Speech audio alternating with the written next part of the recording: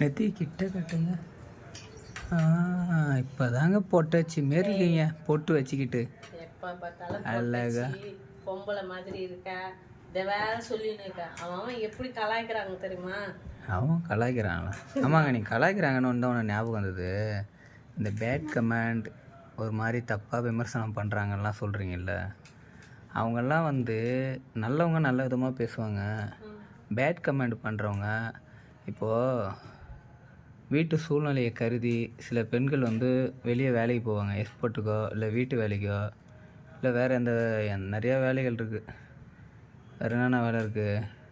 Export, அப்புறம் அந்த காய்கறி விற்கிறது, சூப்பர் மார்க்கெட்டில் நிறையா வேலை. பெட்ரோல் பங்க்கு, இப்போ இந்த குப்பைலாம் க்ளீன் பண்ணுறது, தூய்மை பணியாளர்கள், அந்த மாதிரி நிறையா வேலைக்கெல்லாம் போகிறாங்க. அவங்கள கூட இந்த பேட் கமெண்ட் பண்ணுறவனுங்க அவங்களையும் ஒரு மாதிரி விமர்சனம் பண்ண தான் செய்வாங்க. ஓகேவா? அதனால நம்ம வந்து அதை தப்பாக எடுத்துக்கூடாது. தப்பானவங்க தப்பாக தான் விமர்சனம் பண்ணுவாங்க. அதே சமயம் நம்மளுக்கு நம்ம தப்பாக நடந்துக்கும் போது சில பேர் கரெக்டான அட்வைஸ் சொன்னாலும் அதையும் நம்ம எடுத்துக்கணும்.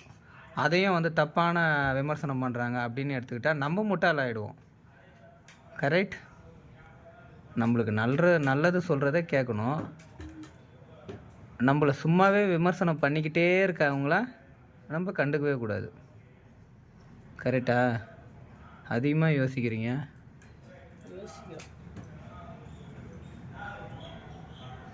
நல்லா உத்து பார்த்தா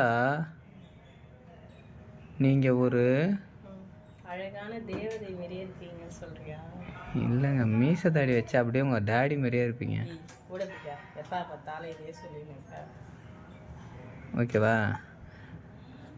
பேட் கமெண்ட் பண்ணுறாங்கன்னு யாருமே வருத்தப்படாதீங்க. நீங்களும் சரி, எல்லா பெண்களும் சரி. ஓகே? வெரி வெரி போல்டாக இருக்கணும், ஆனால் பேடாக இருக்கக்கூடாது. அது தப்பு.